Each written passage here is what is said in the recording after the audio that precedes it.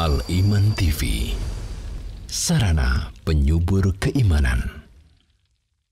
Innal hamdalillah nahmaduhu wa nasta'inuhu wa nastaghfiruh wa na'udzu billahi min shururi anfusina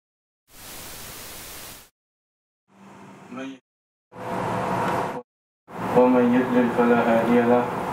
Asyhadu an la ilaha illallah wahdahu la syarika lahu wa asyhadu anna Muhammadan abduhu wa rasuluh. Ya ayyuhalladzina amanu taqullaha haqqa tuqatih wa la tamutunna illa wa antum muslimun. Ya ayyuhan nasu taqu rabbakum alladzi khalaqakum min nafsin wahidah wa khalaqa minha zawjaha wa bassa minhuma rijalan katsiran wa nisaa'a wattaqullaha alladzi tasaaluna bihi wal arham innallaha kana 'alaykum raqiba. Ya ayyuhalladzina amanu taqullaha wa qulu qawlan sadida yuslih lakum a'malakum wa yaghfir lakum dhunubakum wa man yuti'illaha wa rasulahu faqad faza fawzan 'azima. Amma ba'd. Fa inna asdaqal hadithi kitabullah wa khairul huda hudan nabiyyi sallallahu alaihi wasallam wa syarrul umuri muhdatsatuha wa kullu muhdatsatin bid'ah wa kullu bid'atin dhalalah wa kullu dhalalatin finnar. Para pecinta iman, saudara-saudariku kaum muslimin dan muslimah yang semoga senantiasa kita semuanya dalam lindungan dan rahmat Allah Subhanahu wa taala. Alhamdulillah, pada sore hari ini kita diberikan kemudahan oleh Allah untuk melaksanakan salah satu ibadah yang mulia di bulan yang mulia, yaitu kita melaksanakan salah satu ibadah berupa thalabul ilm, menuntut ilmu, dan kita masih berada di dalam bulan Dzulhijjah, salah satu bulan yang dimuliakan oleh Allah Subhanahu wa taala. Dan senantiasa kita memohon kepada Allah ilmu yang bermanfaat dan kita berlindung kepadanya dari ilmu yang tidak bermanfaat. Para pecinta iman yang dimuliakan oleh Allah, pada kesempatan hari ini atau sore hari ini kita akan membahas atau melanjutkan pembahasan tentang penyakit-penyakit lisan. Pada pertemuan yang sebelumnya yaitu tentang ghibah atau menggunjing. Adapun saat ini, sore hari ini kita akan membahas yaitu tentang namimah atau dalam bahasa kita dikenal dengan adu domba, yang mengadu antara satu orang dengan saudaranya. Perlu kita sadari bahwasanya namimah ini juga penyakit lisan yang mungkin masih sering terjadi di masyarakat. Ya, apalagi di zaman saat seperti ini, adanya media sosial, dengan mudah seseorang itu mengadu domba antara satu orang muslim dengan muslim yang lain, antara satu kelompok dengan kelompok yang lain, antara satu keluarga dengan keluarga yang lain, mengadu domba antara seorang suami dengan istrinya, antara mertua dengan istri, antara saudara kandung dengan saudaranya. Ya, ini terkadang masih kita dapatkan orang-orang yang berjiwa buruk, orang-orang yang lisannya kotor dan tidak terjaga, mereka dengan mudahnya melakukan yang namanya an-namimah atau adu domba. Marilah kita pembahasan ini masih kita ambil dari sebuah buku, yaitu Afatul Lisan, penyakit-penyakit lisan, fi Dhau'il Kitab wa Sunnah, yang bersumber dari Al-Quran dan Sunnah, yang ditulis oleh Dr. Said Ali bin Al-Qahtani. Semoga Allah memberikan balasan yang kebaikan kepada beliau. Di sini beliau menjelaskan apa yang dimaksud dengan an-namimah atau adu domba. An-namimah sebagaimana yang dijelaskan oleh Al-Imam An-Nawawi. Ya, di sini beliau membawakan perkataan Al-Imam An-Nawawi rahimahullahu taala. An-namimah itu naqlu kalamin nas ba'dihim ila ba'din ala jihadil ifsadi bainahum. Ya, an-namimah naqlu kalamin nas, menyampaikan perkataan seseorang kepada orang lain dengan tujuan merusak hubungan di antara mereka. Saya ulangi, kita ulangi di sini. An-namimah naqlu kalamin nas ba'dihim ila ba'din ala jihatil ifsadi bainahum, menyampaikan perkataan dari satu orang kepada orang lain dengan tujuan merusak hubungan di antara mereka. Ya. Jadi pada mulanya misalnya ada 3 orang, si A, si B, dan si C. Si A dan si C ini hubungannya baik. Hubungan kedua orang ini hubungan pertemanan, hubungan persahabatan baik. Ya, tidak ada masalah. Namun datang si B ini yang dia ingin mengadu domba antara 2 orang sahabat ini, si A dan si C. Maka si B datang ke si A. Ya. Kemudian mendengarkan perkataan si A. Mungkin si A ini terkadang keceplosan atau nggak sengaja terluput, dia mengungkap kekurangan-kekurangan si C, disebutkan kekurangannya. Akhirnya si B ini mengambil kesempatan. Ya. Akhirnya si B mendengar perkataan si A, datang ke dia, si B datang ke si C. Tadi si A ngomong begini tentang kamu. Jadi dia ngomong seperti ini. Ini si B memang di awal tujuannya itu buruk. Ya, dia punya keinginan merusak hubungan antara 2 sahabat ini. Dan hal ini bisa terjadi antara suami istri misalnya. Ya. Ada pihak ketiga yang nggak seneng kalau ada suami istri ini harmonis. Misalnya ada seorang pasutri ya, sepasang suami istri ini harmonis. Ada pihak ketiga yang nggak senang, hasad lah, benci, atau nggak setuju, hatinya sesek, dadanya itu sesek ketika lihat suami istri ini kok harmonis. Akhirnya dia cari celah, ya, datang ke suaminya, kemudian didengarkan perkataan suaminya, kemudian suaminya ngomong seperti ini disampaikan kepada istrinya. Suamimu tadi ngomong seperti ini. Ya. Memang tujuannya untuk merusak hubungan ini 2 orang ini. Ya. Ini harus kita paham. Jadi an-namimah itu menyampaikan ya perkataan dari seseorang kepada orang lain dengan tujuan untuk merusak hubungan di antara mereka. Merusak hubungan, ya.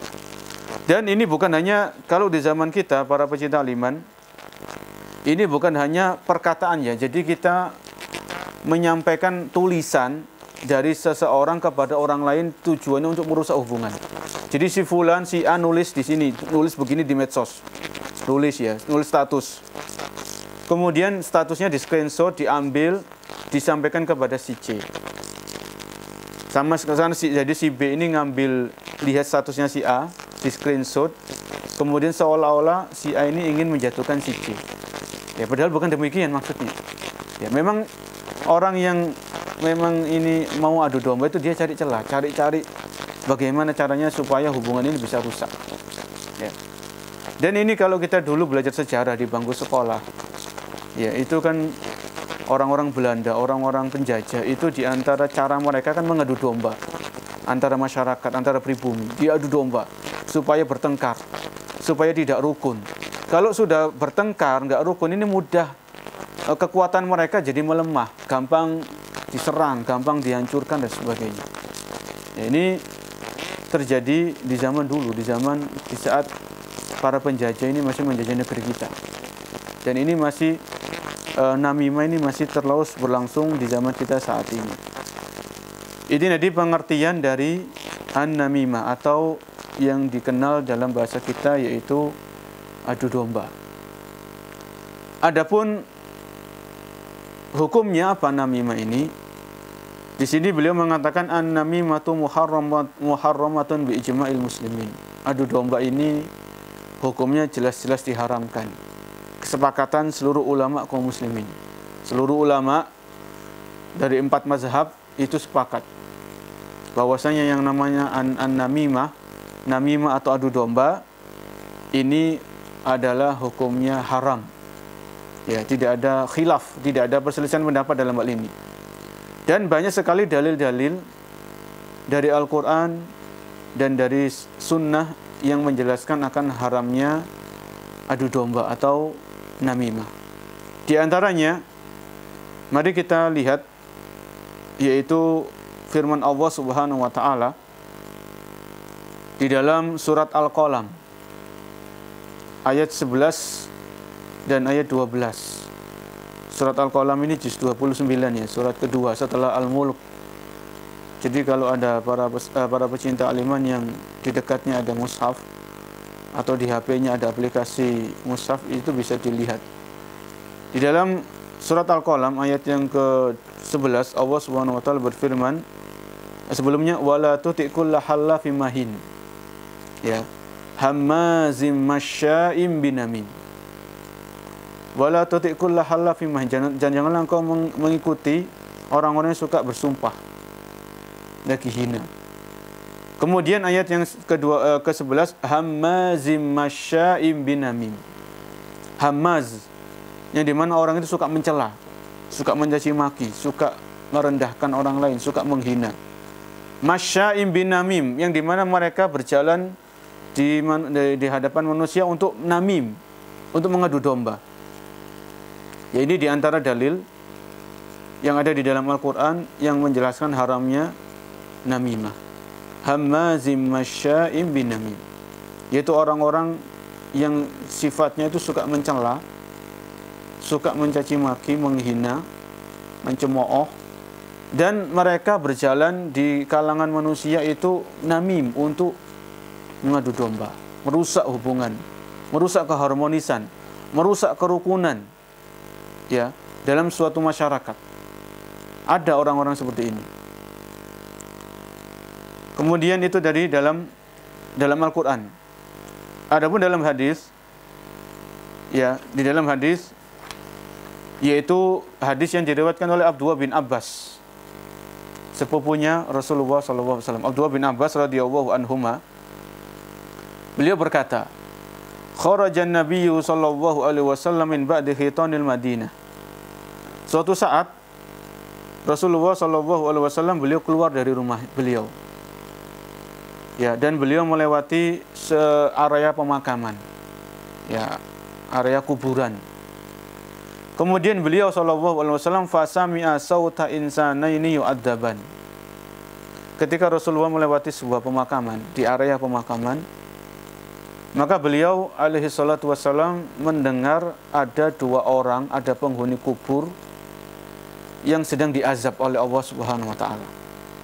Jadi penghuni kubur ini diazab, disiksa, ya. Penghuni kubur ini sedang disiksa di alam barzah, alam kubur, ya. Jadi harus dibedakan antara kuburan dengan alam kubur, ya. Jadi kuburan itu sendiri, kuburan ini kan tempat orang untuk tempat dimasukkannya jenazah, ini kuburan, ya. Ada juga alam kubur, ya. Karena ada seseorang itu meninggal yang dia tidak dikubur, misalnya korban pesawat jatuh, ya, di bulan Januari kemarin misalnya, Sriwijaya Air. Itu kalau jenazahnya nggak diketemukan oleh tim SAR, maka otomatis kan jenazah orang ini kalau dia muslim kan nggak dikubur kan. Ya. Tapi dia tetap, jenazah ini, orang yang mati ini masuk ke alam kubur, alam barzakh. Begitu pula korban kapal tenggelam, ya, salah satu kapal TNI kemarin tenggelam. Itu ada mungkin jenazah yang tidak diketemukan. Maka tetap jenazah seperti ini dia masuk, berpindah dari alam dunia ke menuju alam kubur atau alam barzakh. Kita kembali kepada hadis ini. Jadi Rasulullah melewati sebuah makam atau area pemakaman yang dimana beliau mendengarkan ada dua penghuni kubur, penghuni alam barzakh sedang diazab. Kemudian beliau sallallahu alaihi wasallam bersabda, yu'adzabani wa ma yu'adzabani fi kabirin. Ya.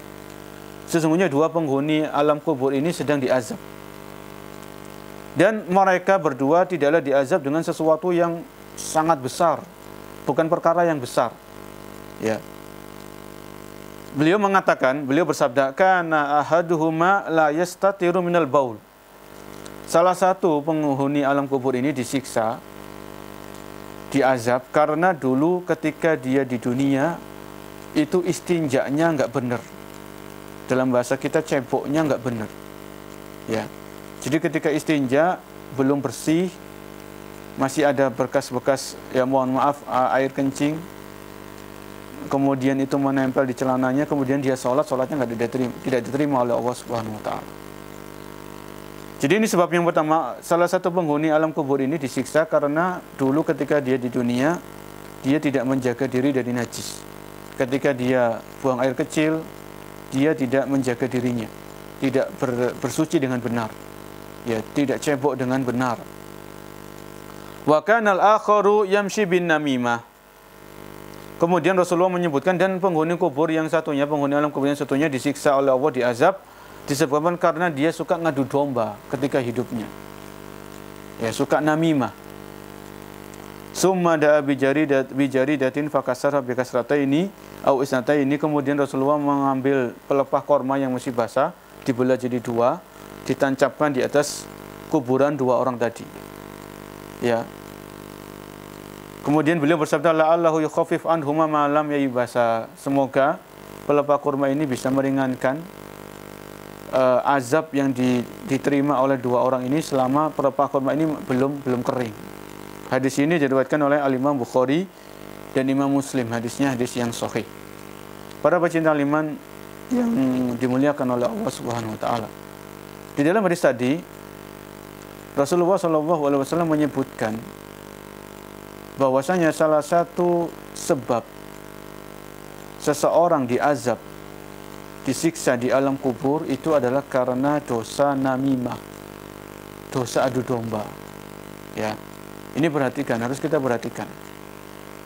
Karena di alam kubur ini, para pecinta iman, seseorang di alam kubur ini sampai kapan? Sampai menunggu datangnya kiamat.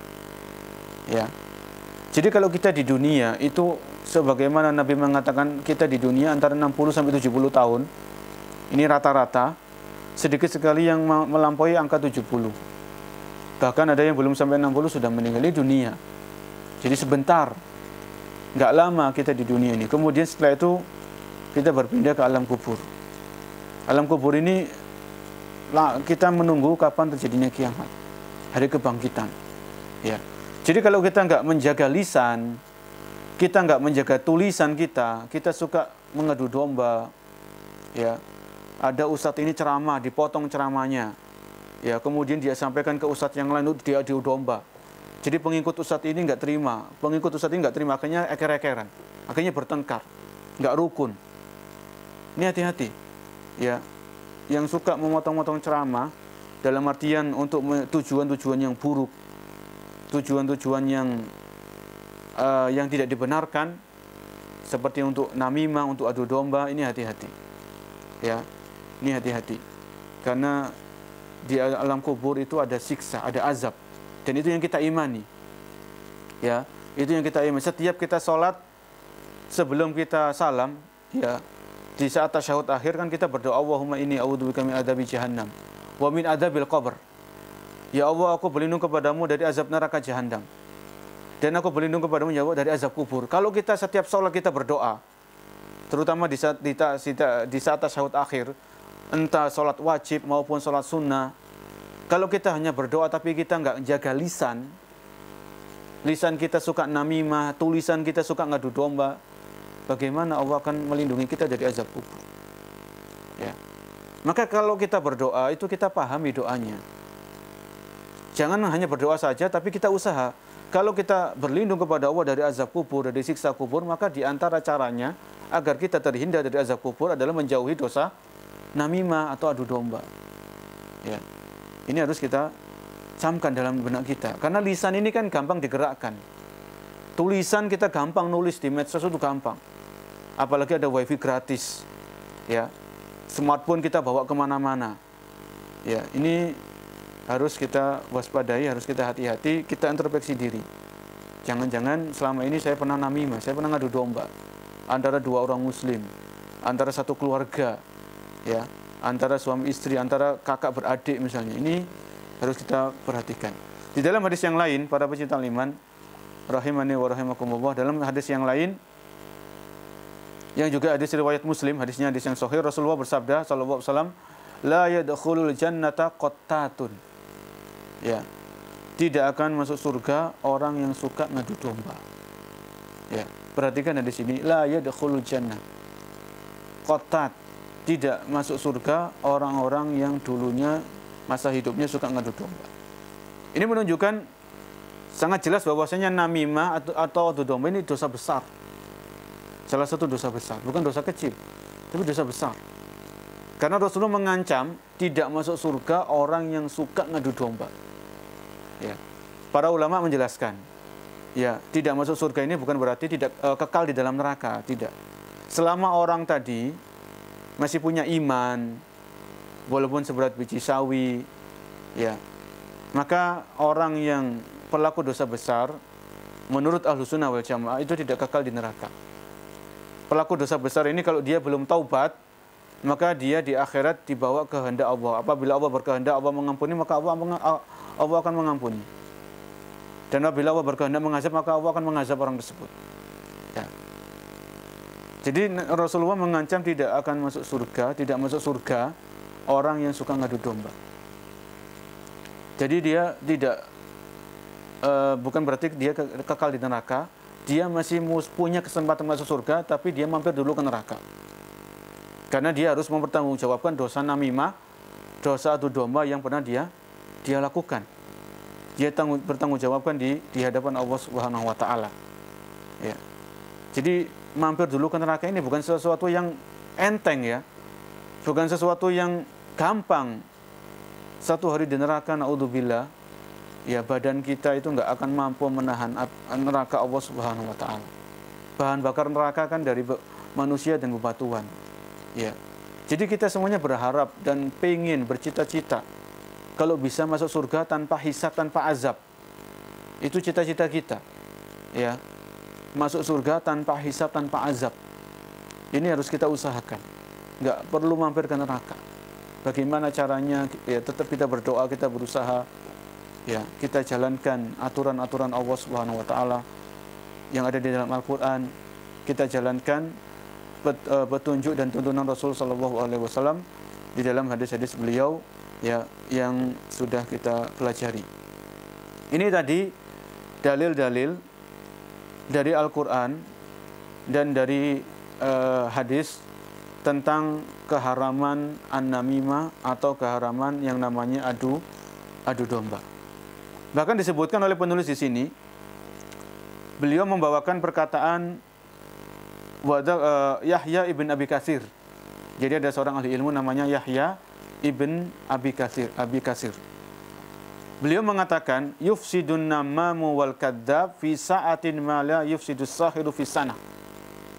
Orang yang suka ngadu domba, orang yang suka berdusta, itu bisa merusak hubungan antara dua orang hanya dalam waktu 1 jam. Sebagaimana tukang sihir itu bisa merusak hubungan dua orang, tapi butuh waktu yang lebih lama. Jadi dalam ucapan ini, tukang sihir, ya, tukang sihir, dukun, tukang santet, paranormal, itu tukang sihir ini bisa merusak hubungan antara suami dan istri, dibuat gak harmonis, ya. Ini tukang sihir. Begitu pula orang yang suka ngadu domba, ini perilakunya, sifatnya itu mirip dengan tukang sihir. Sihir ini kan dosa besar. Namimah, adu domba juga dosa besar. Namun efeknya namimah ini lebih cepat daripada efeknya sihir. Bisa jadi lebih cepat.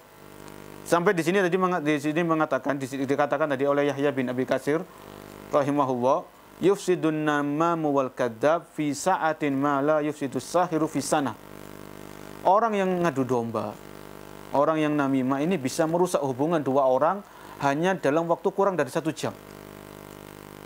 Sebagaimana yang tidak dilakukan oleh tukang sihir. Tukang sihir itu kalau mau merusak hubungan dua orang, terkadang butuh waktu sampai 1 tahun. Ya, ini tukang sihir.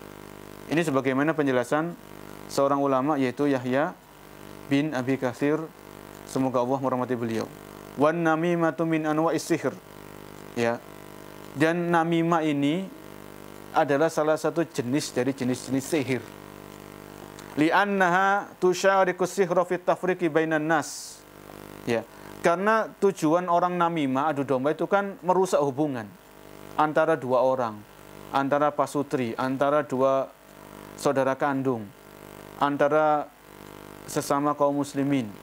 Ya. Begitu pula sihir ini, di antara tujuan sihir itu adalah merusak hubungan. Yufarriqu bainal mar'i wa zawji. Merusak hubungan antara seseorang dengan istrinya.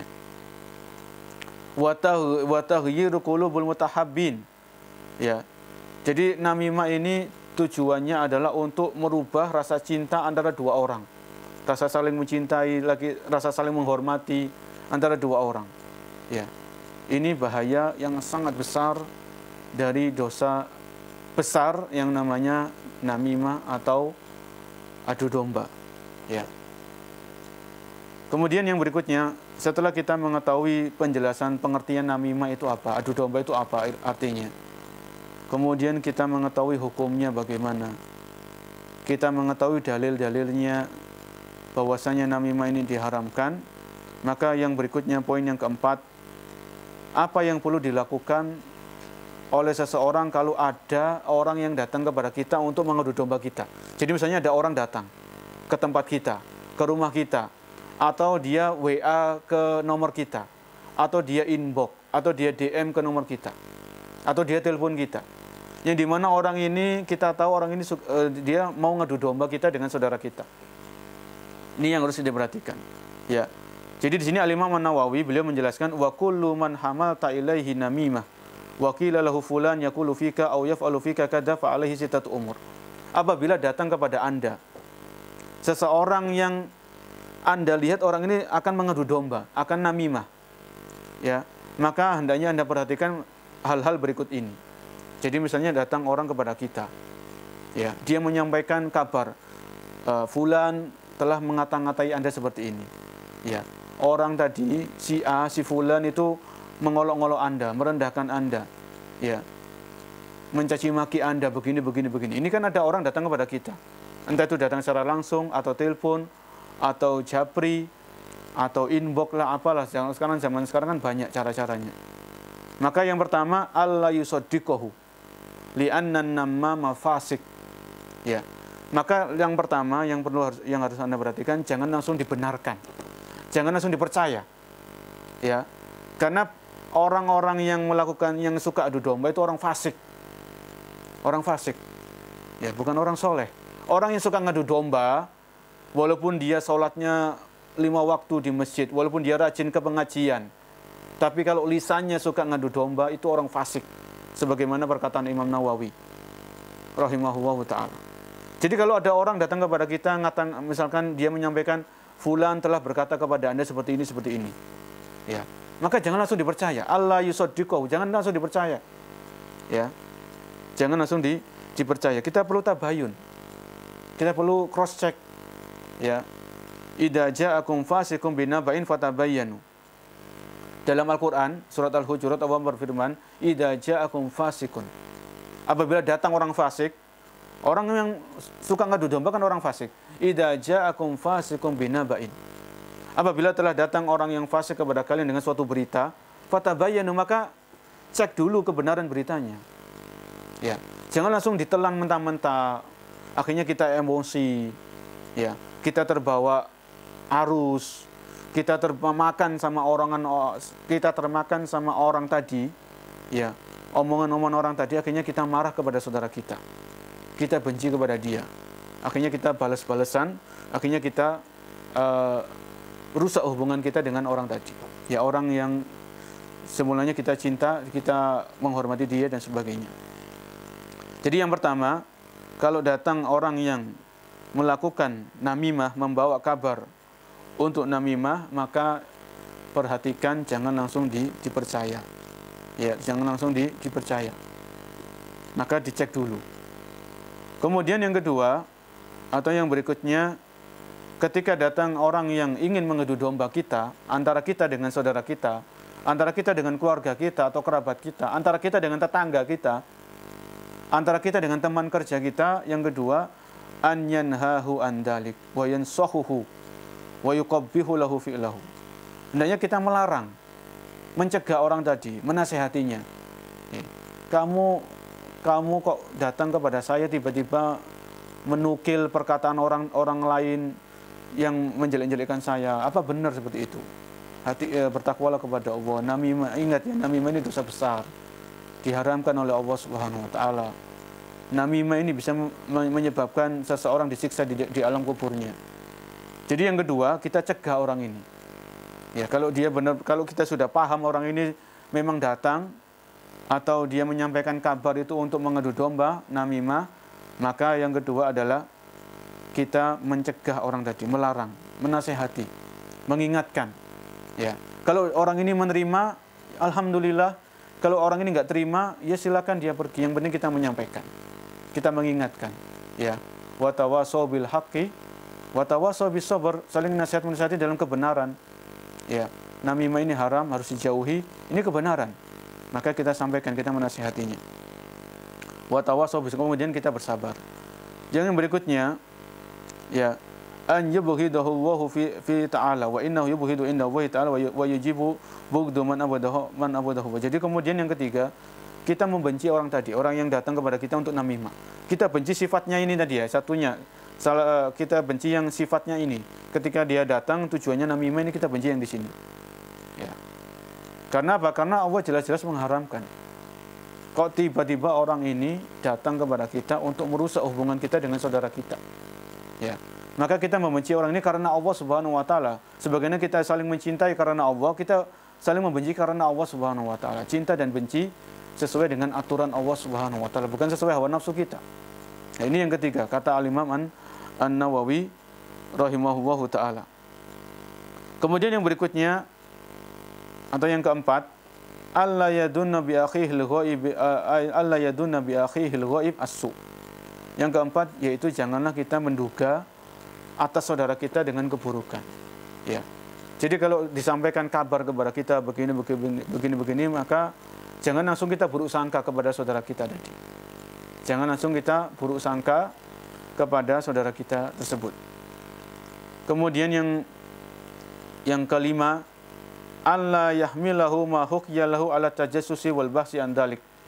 Kalau ada orang datang menyampaikan kabar fulan telah berkata seperti ini kepada Anda, ya. Maka kalau memang kita sudah di awal tadi nggak membenarkan orang tadi, kita nggak perlu cari tahu benar nggak ya orang tadi mengata-ngatai saya seperti ini, benar nggak ya, nggak perlu kita tajassus, nggak perlu kita cari tahu, ya. Jadi lebih baik kita menjaga kebersihan hati kita menyibukkan diri dengan sesuatu yang bermanfaat. Kalau ada orang yang mengata-ngatai kita seperti ini, ya sudah, biarkan, itu dosa dia. Dia yang menanggung di hadapan Allah Subhanahu wa taala. Enggak perlu kita membalas dengan dosa yang sama. Ya. Apalagi yang orang itu mengata-ngatai kita yang tidak ada pada diri kita. Kita berlepas diri dari itu. Ya. Maka ini lebih enak lagi. Kalau ada orang mengatai kita seperti ini, menuduh kita seperti ini, dan tuduhan itu enggak ada pada diri kita, sudah. Biarkan orang tadi dengan dosanya, ya, kita berlepas diri di hadapan Allah Subhanahu wa taala. Jadi enggak perlu kita cari tahu, kita cek dan sebagainya, kita cek di akun-akunnya, di ceramah-ceramahnya, enggak perlu seperti itu. Ya. Kemudian yang keenam, alla yadhli nafsihi ma naha annamamu anhu fala yahkina mimma tahu anhu fayaqulu fulan wa hakakada. Kemudian yang keenam, alla yadhli nafsihi ma naha annamamu anhu. Jadi kita enggak perlu menggubris ya apa yang disampaikan oleh orang yang datang kepada kita yang memang tujuannya untuk adu domba. Ya. Jadi sebagaimana kita nggak suka diadu domba dengan orang lain, maka kita juga nggak ridho kalau ada orang lain diadu domba dengan saudaranya yang lain. Ya. Karena Rasulullah SAW bersabda, la yu'minu ahadukum hatta yuhibba li akhihi ma yuhibbu li nafsi. Tidaklah beriman dengan keimanan yang sempurna salah seorang di antara kalian sampai dia mencintai saudaranya sebagaimana dia mencintai dirinya sendiri. Ya. Jadi kalau kita nggak suka dikata-katain, maka kita nggak boleh mengata-ngatain saudara kita. Ya. Itu sebagaimana yang disabdakan oleh Rasul Shallallahu Alaihi Wasallam. Ini poin yang keempat, ya, yaitu apa yang harus kita lakukan seandainya ada orang yang menyampaikan, yang datang kepada kita untuk mengadu domba kita dengan saudara kita, dengan tetangga, dengan teman kerja, dengan kerabat, ya, dengan anggota grup di medsos atau yang semisalnya. Ini tadi yang perlu kita perhatikan, yaitu ada 6 hal sebagaimana penjelasan Al-Imam An-Nawawi. Bahkan kalau perlu kita ngasih hadiah. Ya, ada orang datang kepada kita tujuannya sudah buruk, tujuannya untuk ngadu domba. Maka kita kasih hadiah. Daripada kamu sibuk ya mengadu domba, ini kasih hadiah. Maka mungkin orang tadi kaget. Orang ini tadi kaget, mungkin terkejut. Mungkin dia langsung pergi. Ya, karena dia ketika datang untuk ngadu domba maka tujuannya gagal. Jadi kalau orang itu tujuannya sudah ngadu domba, tujuannya itu busuk, namimah, kemudian dia sampai dan tujuannya gagal, maka dia akan sakit hati. Orang ini sakit hati. Ya. Orang yang suka namimah, kalau tujuannya tidak tercapai, orang ini sakit hati. Kemudian kalau kita kasih hadiah, apalagi tambah sakit hatinya. Ya. Ini tadi disebutkan oleh ahli ilmu yang lain. Jadi kalau perlu kita kasih hadiah orang ini. Sudah daripada kamu sibuk namimah, ini tidak kasih hadiah. Ya. Sesuai dengan kemampuan kita masing-masing. Pembahasan yang berikutnya atau poin yang berikutnya, para pecinta iman yang dimuliakan oleh Allah Subhanahu wa taala. Bagaimana caranya agar kita bisa selamat dari namimah? Ya. Bagaimana caranya agar kita bisa selamat dari namimah? Bagaimana kita menjaga diri dari dosa besar ini?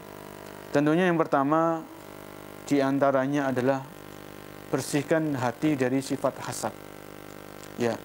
Berusaha membersihkan hati kita dari penyakit hasad atau iri. Karena di antara orang melakukan namimah atau adu domba itu karena ada hasad. Ya, dia nggak senang kalau ada saudaranya mendapatkan nikmat dari Allah Subhanahu wa taala. Mungkin dia nggak senang kalau ada saudaranya lebih terkenal, lebih tenar, ya. Atau orang ini nggak senang kalau dia disaingi misalnya. Akhirnya dia hasad. Kemudian dia nyewa orang atau dia nyuruh muridnya untuk nyari kesalahan-kesalahan orang tadi, ya, kemudian supaya untuk menjatuhkan orang tadi di hadapan banyak orang, ya, atau untuk ngadu domba dan yang semisalnya. Ini hati-hati, ya. Di antara sebab seseorang itu melakukan namimah adalah hasad. Maka agar kita terhindar dari yang namanya dosa namimah ini, kita mengobati penyakit hasad. Jaga diri kita, jaga hati kita dari hasad. Ya. Semuanya sudah ditentukan oleh Allah Subhanahu wa taala. Orang ini rezekinya sekian, orang ini dapat kenikmatan sekian, hartanya sekian. Ya, orang ini mendapatkan ilmu yang lebih banyak daripada kita. Itu semuanya sudah ditakdirkan oleh Allah Subhanahu wa taala. Ya. Jadi kalau kita hasad, kita iri dengan saudara kita, seolah-olah kita tidak terima takdir Allah Subhanahu wa taala. Kenapa orang itu kok dilebihkan daripada saya? Kenapa orang itu yang nggak kerja keras, dia santai-santai, dia mendapatkan kenikmatan dunia yang melimpah, sedangkan saya yang banting tulang, kerja keras, peras keringat tapi nggak sukses-sukses. Ya jangan seperti itu. Ini namanya hasad. Orang yang hasad ini tidak secara langsung dia tidak terima atas takdir dan ketentuan Allah Subhanahu wa taala. Kemudian yang berikutnya, supaya kita terhindar dari namimah adalah menghilangkan kebencian. Ya, kebencian kepada sesama muslim. Ya. Terutama kalau orang ini kita tahu orang ini orang soleh. Ya. Dia berusaha menjaga ketaatan kepada Allah Subhanahu wa taala. Ya, dia berusaha istiqomah. Ya, kenapa kita harus benci kepada orang-orang yang dia juga berusaha istiqomah seperti kita? Apa sebab kebencian kita kepada dia? Ya. Karena di antara sebab orang itu jatuh dalam namimah adalah kebencian. Kebencian atau dendam yang tersimpan dalam hati yang dimunculkan di lisan dengan adu domba atau dengan tulisan. Ya. Kemudian yang ketiga, agar kita terhindar dari dosa namimah dengan izin Allah Subhanahu wa taala adalah terus menuntut ilmu. Ya, terus menuntut ilmu dengan kemampuan yang kita miliki. Ya, kalau sekarang masih pandemi, ya tetap menuntut ilmu, tetap belajar melalui TV-TV sunnah, ya, melalui kajian-kajian online, terus belajar. Ya, seperti saat ini kita belajar, ya, kita saling berbagi ilmu, kita saling menasihati. Ternyata kalau kita tahu, kita ingat, oh ternyata namimah ini haram, dosa besar. Maka dengan ilmu ini kan cahaya, akan menuntun kita. Ya, akan menuntun kita untuk lebih istiqomah, ya, untuk menjauhi segala sesuatu yang diharamkan oleh Allah Subhanahu wa taala. Coba bayangkan kalau kita nggak tahu bahaya namimah. Kita tidak tahu tentang bahaya adu domba. Mungkin kita akan masih menggampangkan. Kita meremehkan. kita menganggap sebelah mata. Akhirnya nanti kita sendiri yang akan mendapatkan akibatnya. Kemudian yang keempat, di antara cara menjaga diri dari dosa namimah adalah berdoa kepada Allah Subhanahu wa taala agar kita dikaruniai akhlak yang mulia. Ya. Jadi namimah ini adu domba, selain itu dosa besar. Ya. Selain itu dosa besar yang jelas-jelas diharamkan. Namimah atau adu domba ini salah satu sifat atau akhlak yang buruk. Salah satu akhlak yang tercela yang wajib dijauhi oleh setiap muslim dan muslimah. Ya. Maka kalau kita ingin selamat dari yang namanya namimah, maka kita berdoa kepada Allah. Kalau perlu doa ini nomor satu ya. Doa ini kan senjata yang paling ampuh bagi orang yang beriman. Ya. Ya Allah, jagalah ya Allah, tolonglah aku, berikanlah aku kemudahan untuk menjaga lisanku, menjaga tulisanku dari adu domba. Ya. Jadi lisan dan tulisan ini kita berdoa, ya Allah, jagalah diriku, jagalah lisanku, ya, jagalah tanganku agar tidak sampai mengadu domba antara sesama muslim. Ya. Ini kita minta kepada Allah Subhanahu wa taala. Allah yang memberikan taufik, Allah yang memberikan kemudahan, Allah yang memberikan pertolongan. Kalau kita nggak ditolong oleh Allah, kalau kita tidak diberikan taufik oleh Allah Subhanahu wa taala, maka kita nggak mungkin bisa menjauhi yang namanya dosa namimah. Ya. Ini salah satu dosa lisan atau penyakit lisan. Kemudian yang berikutnya atau yang terakhir, di antara mayubahu minan namimah, apa yang diperbolehkan dari adu domba. Jadi adu domba ini pada asalnya haram, dosa besar. Namun terkadang namimah ini boleh, diperbolehkan sewajarnya.